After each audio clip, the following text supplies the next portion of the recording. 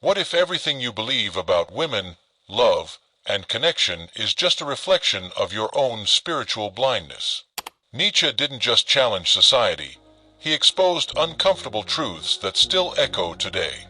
In this video, we're diving deep into one of his most controversial ideas, not to judge or condemn, but to awaken.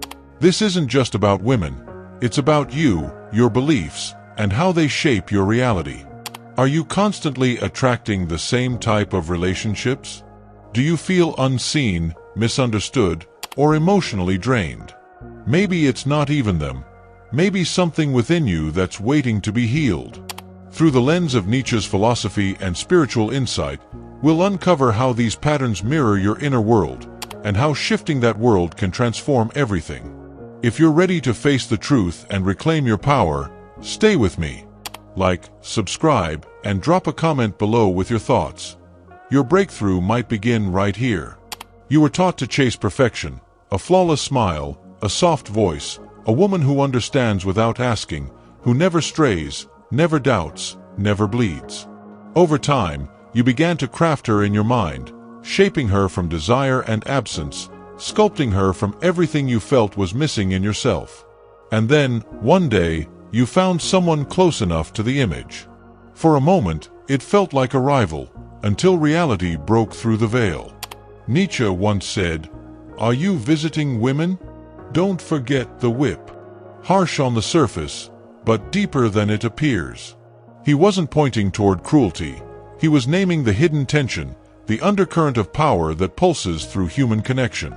The whip is symbolic, not of violence, but of presence, of awareness, of remembering that love is never passive, never blind. Because when you idolize her, you lose sight of her. And when she eventually disappoints, as every real human being must, the illusion shatters, and your heartbreak begins. Buddhism calls it attachment to illusion, and from that illusion comes suffering.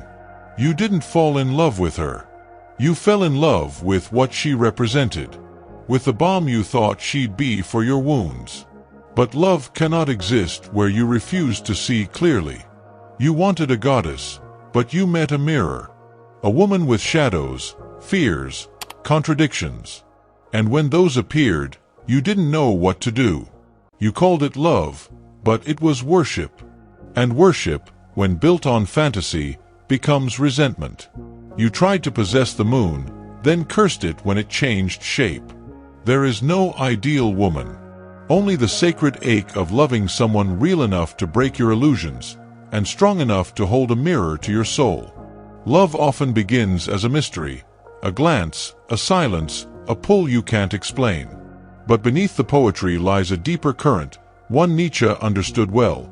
Every human relationship, even love, is shaped by the will to power.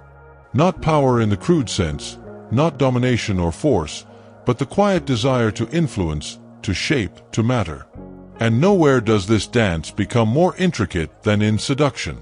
There's a rhythm to it. Approach, retreat, signal, silence. It's not always conscious, but it's always there. A woman steps back, not to disappear, but to see if you'll step forward. You say nothing, not because you don't care, but because you want her to wonder. This isn't deception. It's instinct. Life itself moves this way, testing, pulling, pushing toward growth. From a philosophical lens, the game is universal. Everything alive seeks expression, even over the emotional realm. From a spiritual one, it reveals this truth. If you are unaware of the dance, you will call it manipulation. You will call yourself a victim. But the mature man sees the pattern and does not panic. He does not resent the push and pull. He learns to move with it, not as a game, but as a form of presence. Your ego wants clarity, control, guarantees. But love speaks in paradox, in contrast, in dynamic tension. To resist the game is to stay blind. To see it is to grow in awareness. To master it is not to win, but to remain unmoved by the storm. Because when you stop reacting, you stop being played. And in that stillness, something stronger than power begins to rise. A quiet kind of freedom that no one can take from you. There's a difference between love and need, and most people never learn it until it's too late.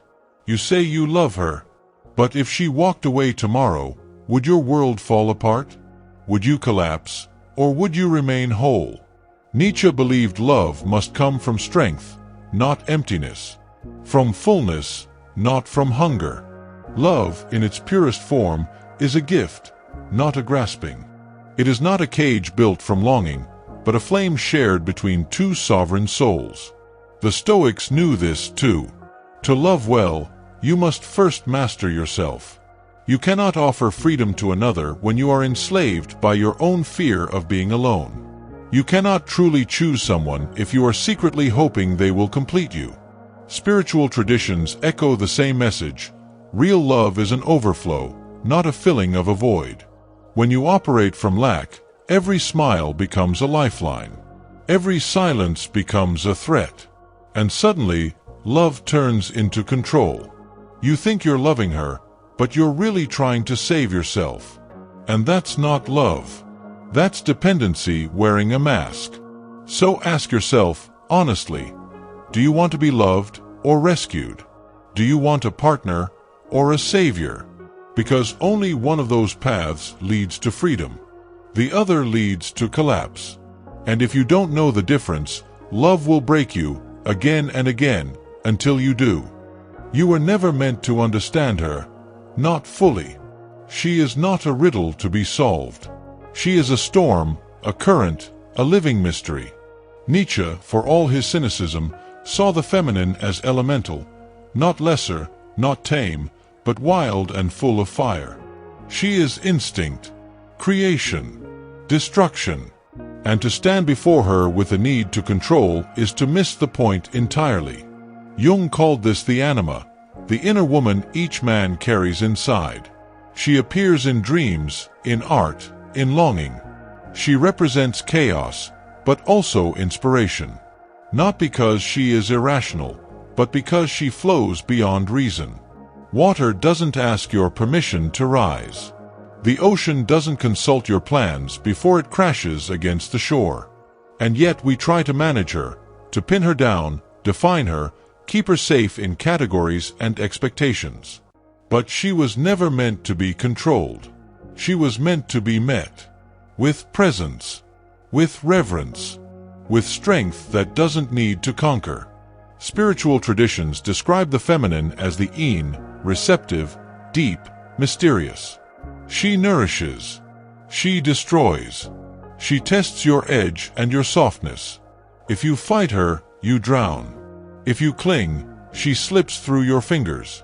But if you learn to flow with her, not against her, you become something stronger than rigid. You become whole. The goal isn't to dominate her. It's to dance with her, with eyes open, feet grounded, and heart steady. You think you're seeing her. But often, you're just seeing yourself, reflected back. Nietzsche spoke of projection. That we do not love the other, we love our idea of them. And what we hate in them. It's usually what we're avoiding in ourselves. So take a look at the women you're drawn to. The ones who entrance you. The ones who hurt you. What do they mirror? Do they reflect your chaos, your unhealed wounds, your hunger for validation? Or do they reflect your peace, your clarity, your depth? This isn't about blame, it's about awareness. Jung said, until you make the unconscious conscious, it will direct your life and you will call it fate. Every relationship is an X-ray. She shows you what you love, what you fear, what you're still hiding from.